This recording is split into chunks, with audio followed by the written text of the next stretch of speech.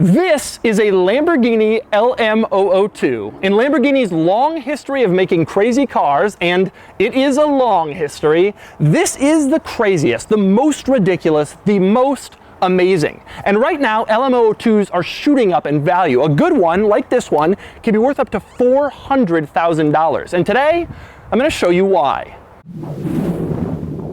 First, I'm going to take you on a tour of this LM002, which was loaned to me by Interstate Motorsport here near Princeton, New Jersey. Now, I've been to a lot of car dealers to film a lot of these videos, and nobody has an inventory quite like Interstate Motorsport. When I asked if I could film the LM002, they replied, "Which one?" So anyway, I'm going to take you on a tour of the LM002, and I'm going to show you all of its crazy details. Then I'm going to take it out on the road, and I'm going to fulfill a lifetime dream of mine, driving the Lamborghini LM002. And of course, for more of my thoughts, and there is so much more to say, click the link below to check out my column on autotrader.com/oversteer. Now let's get started. We'll start up front. Now, the LM002 was made throughout the 1980s and early 1990s with only just over 300 built for the entire world. Only 49 were built for the US market, and this is one of those 49. Under the hood of the US models is the V12 from the Lamborghini Countach with upgrades like fuel injection from the Lamborghini Diablo. The result is nearly 500 horsepower. That sounds like something a mad scientist would build. Yes, let's take the engine from a supercar and put it in an off-road vehicle. Mwahaha! And it only gets more ridiculous from here. For example, take a look under the hood. Have you ever seen an engine that is shoehorned under a hood more than this one? It's unbelievable how little space there is left. Of course, that's because this darn thing has a V12. Now, when you close the hood, you'll notice that there are all these giant domes. And I've always wondered, why does this thing have those? Well, it turns out because if it didn't, they wouldn't have been able to get the engine in there. Moving on to the interior of the LM002, there are obviously a lot more interesting quirks. Now, the first thing you notice when you climb inside are these two giant levers. They're not the gear lever, that's up here. Instead, these two giant levers are for four-wheel drive. This one goes from 4x2 to 4x4, and this one goes from normal four-wheel drive to low-range gearing. The intent for this car was not just to be a performance SUV, but also a crazily capable off-roader. Now, the next thing you notice when you climb inside is just how small your footwell area is. There's a giant speaker on the door, and when you close the door, that takes up a lot of your knee room on the left. On the right, your knee room is taken up by this giant center console, and it doesn't help matters that the parking brake is inexplicably mounted in the driver's footwell. Now, speaking of tight spaces, this car has a lot of them. For example, there are power mirrors, but the controls are wedged in this tiny little space between the dashboard and the speaker mounted in the door. In fact, I couldn't even find them when I was driving. The steering wheel is located right up against the gauges, and naturally, you can't move it. Another crazy thing is the location of the ignition switch. It's almost impossible to get the key in there and turn it because of where the steering wheel and the wiper stalk are located. But even crazier is trying to take it out. You have to sort of reach under the steering wheel and kind of fish it out a little at a time with your hand. Speaking of strange placement of things, the turn signal stalk is located on the steering column itself. It strangely has a leather cover over it, but the wiper stalk is protruding from the dashboard, not the steering column. Not really sure why.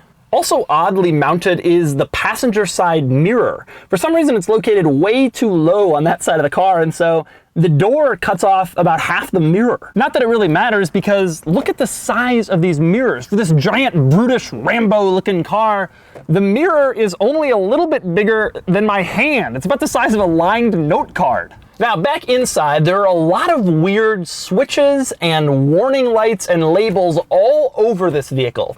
Let's go through some of them. Now, the strangest, I think, is when you get in and look at the instrument panel, you find a lot of normal gauges and then also a check engine light, but not just one. There's check engine left and check engine right. I bet your car doesn't have one of those. What are the window switches like in a Lamborghini LM002? Well, they're just like any normal window switches, except for some reason they're contained in a little rubber pouch. I'm not really sure why, but when you push on it, you can feel the regular switch under there, but still there's a rubber covering over it. The center control stack is loaded with buttons, but the most interesting one says winch. You can push it down or up to rotate the direction of the winch that was optional in this vehicle. I bet this is the only Lamborghini that has a winch button. Next up is the climate vents. There are 4 in front, that's double what you'd get in a normal car. There are also 2 more in back, though they're mounted way too far back to actually be useful. All of those vents are controlled by 9 buttons of the exact same size and shape on the right side of the console. On the other side, also looking like a phone dial pad, are 9 more buttons. Now, when you're sitting in the driver's seat, about 3 of these buttons are obscured from view. Interestingly, the most visible of the buttons is blank. It has nothing on it. You'd think they would have put the blank one where it was obscured, but they didn't do that. Now, the most interesting button on here is the lock button. You press it once, doors lock. You press that button again, well, they're already locked. It doesn't do anything. Instead, to unlock the doors, you press a different button with a window on it. Now, another thing you'll notice about the center control stack of this car is there's no stereo here. There's vents, there's buttons.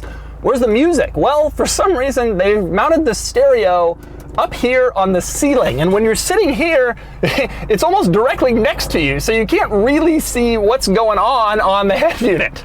Now, like all cars, the LM002 has a cigarette lighter here and an ashtray for the front passengers. That's pretty standard, but not so standard is the fact that it also has a cigarette lighter and an ashtray for the rear passengers about 14 inches away from the ones in front. Lamborghini really knew their market. Now, Lamborghini also knew that their customers wouldn't spend a lot of time driving this vehicle because that's just what you do when you're rich and you have 50 cars. So they installed a factory battery cutoff switch. Now, the battery is located under the driver's seat like it was in a lot of trucks and SUVs of this era.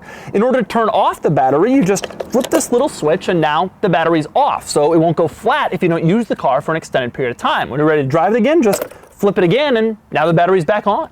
Now, in back, another weird quirk about the LM002's rear seats is that they're not a bench back here. There's only seating for 2. There are 2 buckets. Now, part of that is because of the giant center tunnel, but part of it is because the middle of the car is taken up by a huge rear speaker.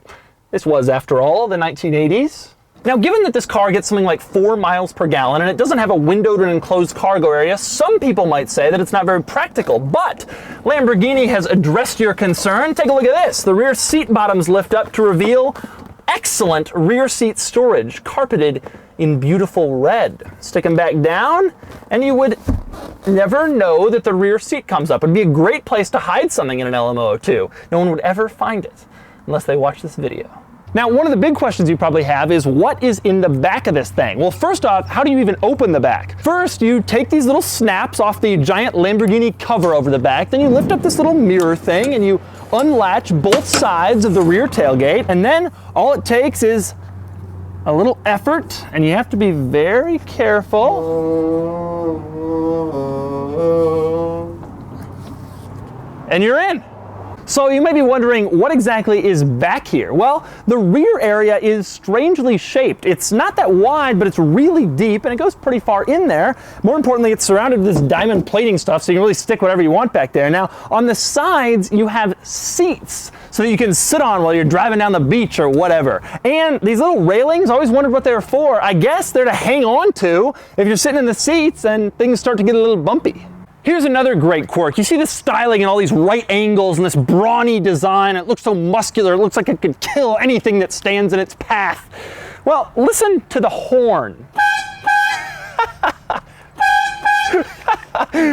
Wasn't expecting that. Now, another crazy thing on the outside, despite all of those buttons you saw inside the car, there isn't a single one that releases the fuel door, and it's not exactly something you can easily just open right up. Instead, when you get out of the car to put gas in it, you kind of got to stick a credit card in here, and then that opens the fuel door right up. Now, that isn't the craziest part about the fueling in this vehicle. The craziest part is just how high it is off the ground. Look at this. In order to fill it up, you basically have to stand here at the pump at your eye level. And you have to stand there a while because this thing has a 76.6 gallon fuel tank. That means to fill it up at today's gas prices, you're looking at about $250 per fill up. Up front, 2 interesting things. First off, you can see that the bumper doesn't really extend too far down. That's because the car needs a good approach angle to clear crazy off-road obstacles.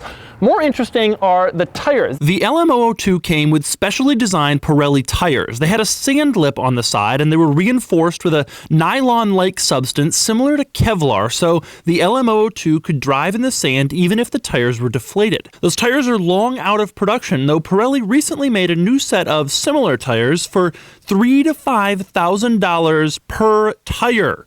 This LM002 just has off-road Super Swampers tires. Now, speaking of interesting, these wheels are only 17 inches, but somehow they managed to stick 8 lug nuts on there. More surprising is the fact that this car doesn't have shift on the fly four-wheel drive. You have to get out and actually twist this little cap to get the car into four-wheel drive. Okay, so the LM002 is clearly one of the most unusual cars ever manufactured, and by far the most ridiculous Lamborghini. And we haven't even moved it an inch. Time to get it out on the road and see how this thing drives. All right, we're gonna start up the LM here. Why is the steering wheel mounted right next to the cages? All right, here we go. Oh, the gas pedal. Why would the gas be so hard to push? I get why the clutch is so hard. Why is the gas pedal so hard to push? It's insane. This makes no sense.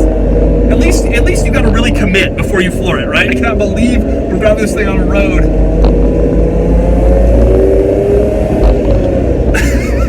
Okay, the shifter throws aren't so bad actually.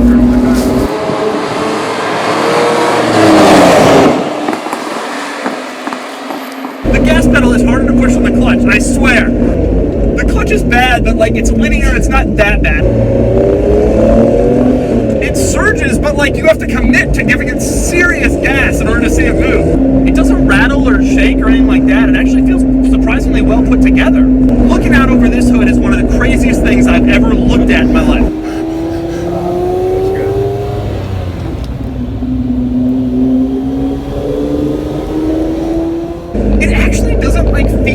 Like an idiot car though. Like it's such a stupid idea, right? Put a Diablo engine in a truck. If you think it's like something a child would devise, but it drives pretty well. We're not uncomfortable in here. It's not as tight as I expected it to be.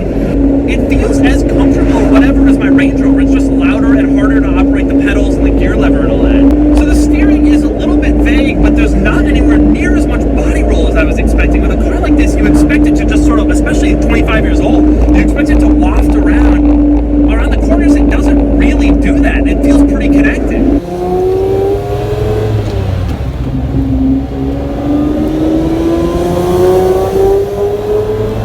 I mean, look, it isn't a sports car. Let's be very clear here. You know what I mean? Like, we're not driving a Countach.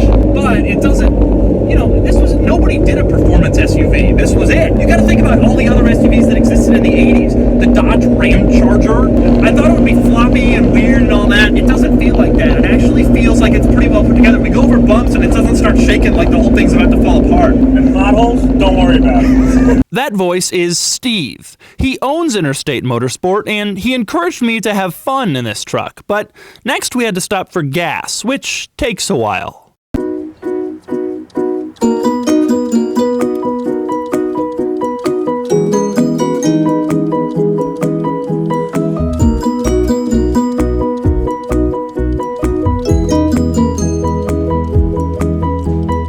But eventually we were back on the road, on the highway. All right, I'm gonna give it some beans. Yeah, it isn't fast. Makes a lot of noise though. It's surprisingly like competent. I'm not moving to the side. The steering is dead on pretty much. It feels like we're actually in a normal vehicle, but we aren't. It's not like the supercars where visibility is a problem or anything like that. I can see everything I'm above. I feel like I'm sitting in any other, normal SUV. It's just way louder. Do you think we're the only person in all of the Northeast driving one of these today? We're the only person in America. 100%. Gotta be. 100%. You think we're the only person in America? I'm blown away by how like stable it is. Next, we tried a couple of acceleration runs through a tunnel. Well, it actually does move pretty well once you really get on it. You gotta be in your, you gotta really be up there though.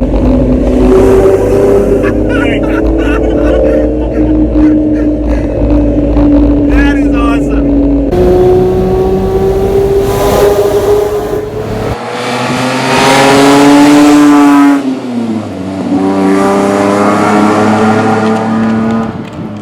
Here we go.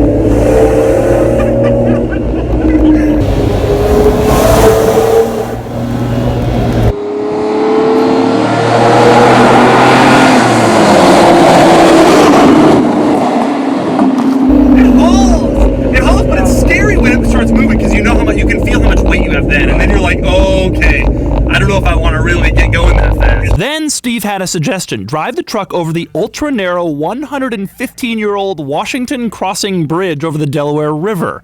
I was nervous at first. Look at it, it's right there, man. Come on, dude. Look at you. You're gonna bail out. I can't believe it. I don't want to miss anything up. That'd be so bad. But then I went for it. Here it goes. We're doing this narrow bridge. You shooting this? It's the scariest thing.